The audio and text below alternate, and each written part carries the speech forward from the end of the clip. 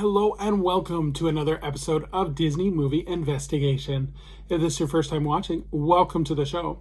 In each episode, we take a look at a movie that is featured on Disney+.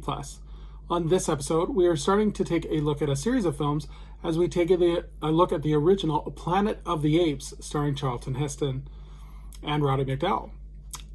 So if you are enjoying these videos, I do ask that you please hit that subscribe button. That way you'll be notified with each new video. But for now, sit back and enjoy this episode of Disney Movie Investigation. So like I said, today we are covering the original Planet of the Apes. This movie was released on February 8th, 1968, and it was directed by Franklin G. Schaffner, and it is based on Planet of the Apes by Pierre Boulle. The screenplay was co-written by Michael Wilson and Rod Sterling, and the production company was APJAC Productions, and it was distributed by 20th Century Fox. The budget was $5.8 million, and it did a box office return of $33.3 million. So in terms of the production history, producer Arthur B. Jacobs bought the rights to the Planet of the Apes novel before it was even written in 1963. And Jacobs went to several studios to pitch the idea in late 1964, including Warner Brothers, who was attached to direct the project with director Blake Edwards being the director.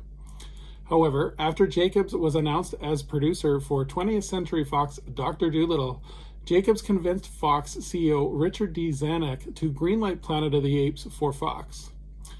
One of the drafts that came close to being made was written by Twilight Zone creator Rod Sterling. One of the reasons that this script was rejected was because of the numerous costs that would involve with sets, props, and special effects.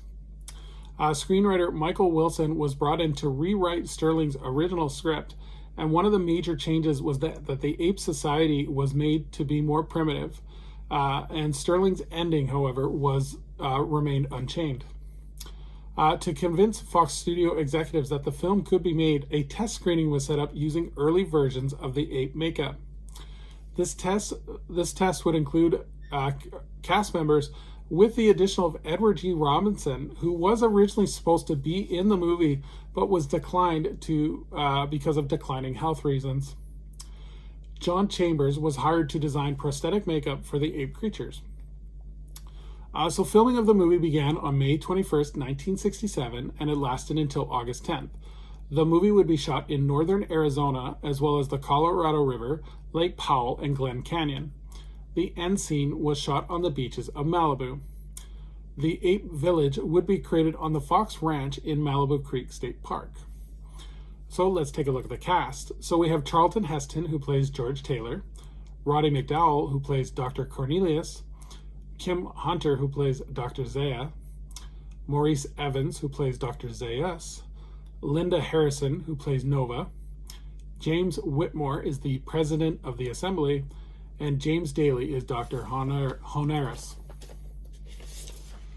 So in terms of the plot, in the year 3978 AD, a spaceship crew with four members crashes on a distant planet. One of the crew members has died in space, and the other three head out to explore this new planet. They soon learn that the planet is much like their own, and then they find that the planet is inhabited by intelligent apes. One of the men is shot and killed, while the others are taken to Ape City. There, one undergoes brain surgery and is put into a state of living death. The other befriends some of the apes, but is feared by most. After being put through an ape trial, he escapes with a female human native to the planet. After helping his ape friends escape a religious heresy trial, he escapes into the wilderness with the female. There, he learns the planet might not be so distant after all.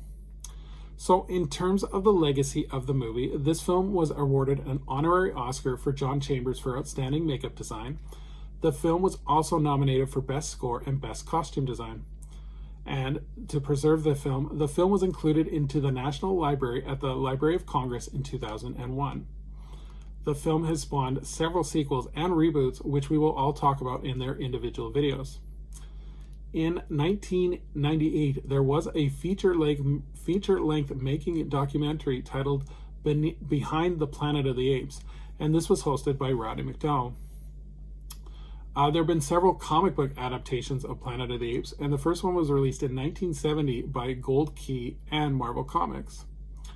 Malibu Comics would reprint the Marvel issues in 1990, along with a crossover with the Alien franchise called Ape Nation.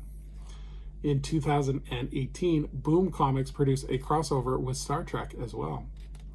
And in 2018, the unused screenplay by Rod Sterling was made into a graphic novel called Planet of the Apes: Visionaries. So would I recommend this movie? This movie is a classic. It's one of the movies that I definitely recommend anyone that is interested in the history of cinema definitely check out. It still holds up today. The plot is very interesting, and it engages the audience with great character actors. I think I like to think of this as like the chapter 1 of an epic story, because at the end of the movie you feel like, okay, I want to know what happens next. Like, you're really engaged in this. So I think it really ends on a high note. There have been classic lines from this movie that have been parodied in like The Simpsons.